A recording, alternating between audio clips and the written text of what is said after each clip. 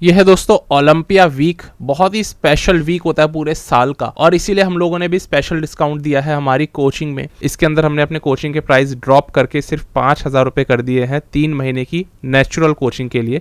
आपके पास 15 तारीख यानी 15 अक्टूबर तक का वक्त है। आप हमसे कोचिंग ले सकते हो, खुद को ट्रांसफॉर्म कर सकते हो। रिजल्ट्स आपको हमारे पता ही है कैसे आते हैं। इन वीडियोस में मैं रिजल्ट्स नहीं दिखाने वाला हूँ, बिकॉज यहाँ पर हम लोग अपने ओलंपिया की बातें करेंगे। बाकी आप में से जो भी इंटरेस्टेड हो हमें डीएम कर सकते हो इस आईडी पे।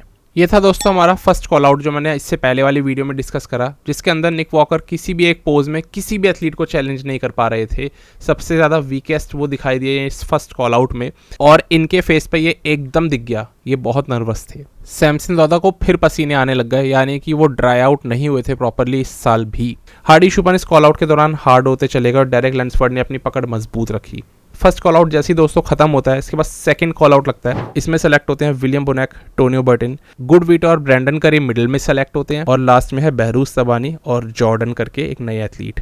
पूरे कॉल आउट में ये देखा गया कि ब्रैंडन को मूव नहीं कराया गया, और इससे ये समझ आता है कि 7th प्लेस उनका आ सकता है, क्योंकि ऊपर तक के एथलीट्स टॉप 6 सेलेक्ट कर लिए थे फर्स्ट कॉल आउट के लिए। तो यहाँ पर जो एथलीट आएगा सेंटर में खड़ा रहेगा वो 7th नंबर पे आना चाहिए कहीं ना कहीं। अभी तो इनिशियल इंप्रेशन यही कहता है, बाद में चेंज भी हो सकता है क्योंकि जजेस का मूड बदलता है एथलीट्स की बॉडी के हिसाब से। तो इस सेकंड कॉल आउट में ब्रैंडन सबको पटक रहे हैं। ब्रैंडन से ऊपर कोई दिखाई ही नहीं दे रहा, बट हाँ गुडविटो इतने अच्छे दिखेंगे ये किसी ने भी नहीं सोचा था। और पूरे ग्रुप में ब्रैंडन जैसा मोस्ट मस्कुलर किसी के भी पास नहीं था। हालांकि बहरूज भी जबरदस्त दिख रहे थे, पर ब्रैंडन के पास ज्यादा कंप्लीट लेग्स है एज कम्पेयर टू बहरूज तबानी। पर ये दोनों एथलीट्स अच्छा मोस्ट मस्कुलर हिट करते हुए नजर आ रहे हैं। थर्ड कॉल आउट की बात करते हैं तो थर्ड में 8 एथलीट्स आते हैं, जिसमें कि मिडिल में खड़े होते हैं अर्स एंड रीगन, और इन दोनों का कंपैरिजन होने ही वाला था, ये तो हम सब लोगों को पहले से पता था। अकीम विलियम्स भी इनके साथ में थे, बट अकीम फेड लग रहे थे एक्चुअल में।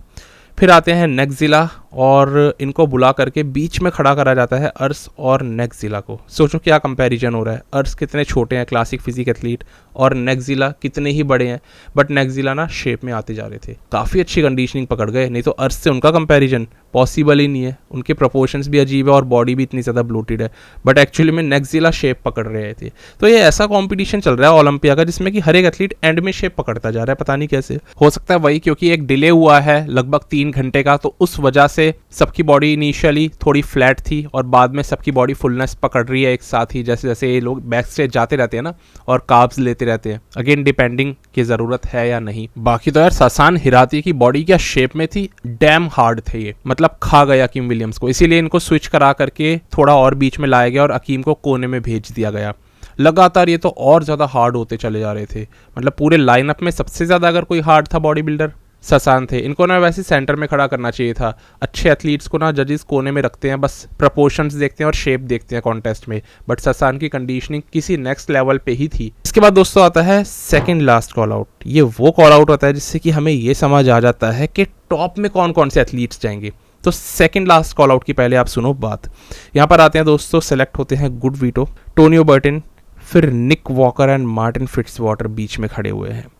कोने में ब्रैंडन करी एंड विलियम बोनेक, यानी कि निक वॉकर और मार्टिन फिट्जवाटर टॉप 4 से बाहर हैं। और टॉप 4 कौन कौन से एथलीट्स हैं हमें पता है, तो उनकी बात अभी आखिरी में इसके बाद ही करूँगा।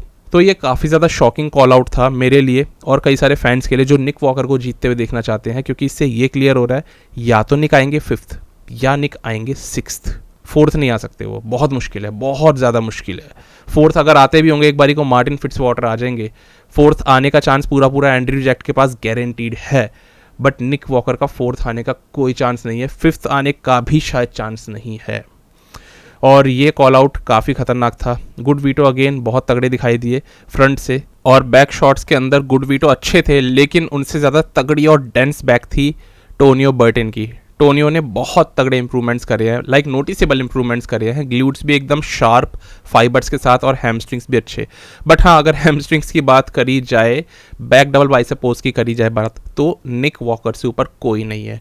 उन जैसे हैमस्ट्रिंग्स में साइज किसी बॉडी बिल्डर का पूरे IFBB प्रो लीग में नहीं है। निक के सबसे बड़े हैमस्ट्रिंग्स और ग्लूट्स भी कह सकते हैं गुडविटो से भी बड़े, क्योंकि गुडविटो का एक अच्छा पोज है बैक डबल बाइसेप, लेकिन लोअर बॉडी। बट निक ने लोअर बॉडी में गुडविटो को भी समझ लो धूल चटा दी एक तरह से। तो बहुत ज़बरदस्त है निक वॉकर, बस वही है कि एकदम सॉलिड और ड्राई नहीं आए वो। अब आप इस बैक लेट स्प्रेड पोज को ही देख लो, भले निक के हैमस्ट्रिंग सबसे बड़े हो, but overall back lat spread आपको ज़्यादा तगड़ा दिखेगा मार्टिन फिट्जवाटर का। इनके ग्लूट्स कितने ज़्यादा कसे हुए हैं, इनके हैमस्ट्रिंग्स भी बहुत ज़्यादा कसे हुए हैं। और फिर अगर बैक की बात करी जाए तो मार्टिन की बैक में ज़्यादा मास है, मार्टिन की टैनिंग ज़्यादा स्ट्रांग है। निक की बैक हल्की सी फेड पड़ रही है टैनिंग के मामले में ही। तो कहीं ना कहीं कुछ ना कुछ गड़बड़ी हुई है निक वॉकर से, थोड़ा टैन भी खराब और थोड़ी बॉडी भी डाउन। हम एक बार ना मार्टिन वर्सेस निक का कंपैरिजन कर लेते हैं, कौन किस पोज में कैसा लग रहा था। देखो दोस्तों, फ्रंट डबल में मार्टिन फिट्जवाटर अच्छे लगते हैं, बट निक के पास ज़्यादा पीकी बाइसेप्स है। जजिस को बाइसेप्स पीकी से मतलब नहीं है, जजिस को मतलब होता है टेपर से। वी टेपर ज़्यादा अच्छी मार्टिन की है क्योंकि वो वैक्यूम पुल कर रहे हैं। निक का मिड सेक्शन एकदम ब्लॉकी है, बस यहीं पर ही वो हार जाएंगे।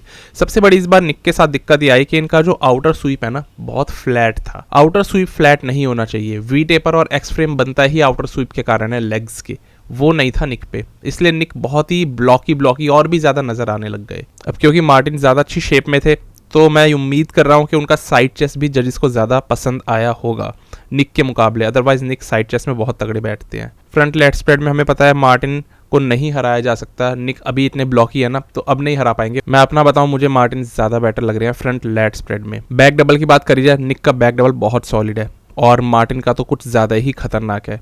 हो सकता है इसको निक जीत जाए, हो सकता है मार्टिन। दोनों की बॉडीज बहुत ज़बरदस्त है। इतनी दूर से फोटोज़ में निक वॉकर बहुत अच्छे लग रहे हैं, बट जो हम सामने आंखों से देख सकते हैं वो ये फोटोज़ कभी जस्टिफाई नहीं कर सकती। हो सकता है इन रियलिटी मार्टिन बहुत ही आगे चल रहे हो निक से बैक डबल बाइसेप पोज में, क्योंकि मार्टिन की बैक बिल्कुल 3D फिल ही टाइप है। ग्लूट्स हैमस्ट्रिंग्स की कसावट से पता लग रहा है कि वो किस शेप में है, तो ऐसे में निक को वो हरा सकते हैं। बैक लेट स्प्रेड डेफिनेटली मेरे को मार्टिन का ज़्यादा अच्छा लगा। एब्डोमिनल्स एंड थाई ये किसी भी एथलीट का जा सकता है, और मोस्ट मस्कुलर मार्टिन और निक दोनों का अच्छा है। तो बहुत ही कड़ा मुकाबला है। ऐसा हो सकता है कि निक 6th चले जाए या फिर निक 5th आ जाए। तो मार्टिन और निक दोनों 5th स्पॉट के लिए लड़ रहे हैं, सीधी सी बात है ये। बाकी ये कॉल आउट चुनाव करता है 5th से लेके 10th तक के नंबर के एथलीट्स का। तो यहाँ पर ये दोनों तो कहीं 5th 6th पे हो गए। बाकी ब्रैंडन और विलियम और उनके साथ टोनियो और गुडविटो, ये लोग कहीं 7th से लेके 10th तक के बीच के एथलीट्स हैं। अब मुझे लगता है कि ब्रैंडन करी को 7th पे आना चाहिए। ब्रैंडन बहुत तगड़े हैं। विलियम को कहीं ना कहीं 8th पे, टोनियो को कहीं ना कहीं 9th पे पहुंचा सकते हैं। और यही दोस्तों मैंने इन लोगों के लिए प्रेडिक्शन भी करी थी। तो ये लोग सेकंड कॉल आउट के ही एथलीट्स हैं और सारे अच्छी शेप में आए हैं। आप अगर देखो ब्रैंडन वर्सेस विलियम, ये दोनों तगड़ा मुकाबला हमेशा ही करते आ रहे हैं और आज तक भी दोनों साथ साथ ही रहते हैं। एक ज़माना था जब ये दोनों टॉप 2 के लिए लड़ते थे 2019 के ओलंपिया में, और एक आज का ये ज़माना जब ये लोग 7th 8th प्लेसिंग के लिए लड़ रहे हैं। और विलियम की बॉडी ना बहुत ज़्यादा हार्डनेस पकड़ रही थी प्री जजिंग के एंड तक, ये आपको मैं नोटिस में डाल देना चाहता हूँ, जबकि पहले ब्रैंडन ज़्यादा हैवी लग रहे थे। और बैक लेट स्प्रेड में तो विलियम ब्रैंडन से आगे निकल गए, क्योंकि इनके ग्लूट्स और हैमस्ट्रिंग्स मच डेवलप्ड और मच शार्पर हैं ब्रैंडन से, क्लियर है, और लेट्स भी ज़्यादा खुल रहे थे। और टोनियो बर्टन एक नए उभरते हुए एथलीट है, तो ये भी ब्रैंडन से लड़ाई कर सकते हैं, बट मुझे लगता है ब्रैंडन को इस लड़ाई में जीत जाना चाहिए इस स्पॉट के लिए जो होने वाला है 7th स्पॉट। बाकी तो यार कल हमें पता लगेंगे रिजल्ट्स इस वाले लाइनअप के। इस वाले लाइनअप की बात कर लें अब दोस्तों, ये लाइनअप बड़ा ही दिलचस्प गया है और यहाँ पर ऐसा लग रहा है कि कल रिजल्ट्स पलट सकते हैं। मतलब मुझे काफ़ी स्ट्रांगली लग रहा है। अब ये वीडियो मैं ना अलग से पूरी खोल के आपको समझाना चाहता हूँ, इसलिए ये वाली वीडियो अब नेक्स्ट आने वाली है कुछ 2-3 घंटे के अंदर ही, जिसमें हम लोग Hardy versus Derek versus Samson बात करेंगे कौन किस प्लेसिंग पे कल रह सकता है, और क्या कल हार्डी शुपन दूसरी बार मिस्टर ओलंपिया बन सकते हैं, चांसेस है। क्या कल डेरेक लंसफोर्ड दूसरी बार मिस्टर ओलंपिया बन सकते हैं, चांसेस है। सैमसन दादा सोचना पड़ेगा दोस्तों। तो यही सोचने वाली बात है जो अगली वीडियो में की जाएगी, और बहुत कुछ आपको मैं बताऊंगा कि क्या हुआ फाइनल कॉल आउट में इस 2025 की Olympia pre judging men's open के दौरान। हम लोग मिलते हैं दोस्तों अगली वीडियो में। और अगर आपको कोचिंग लेनी हो, अभी अच्छा डिस्काउंटेड रेट चल रहा है, 15 तारीख तक ये ऑफर है, मज़े उठा सकते हो ट्रांसफॉर्मेशन करके। आपको पता है हम लोग हर तरीके से मदद करने को तैयार रहते हैं और रिजल्ट डिलीवर करवा के छोड़ते हैं। चलो अभी के लिए इतना ही वीडियो में दोस्तों, अगली वीडियो में मिलता हूँ, तब तक के लिए स्टे ट्यून्ड, गुड बाय, शुक्रिया।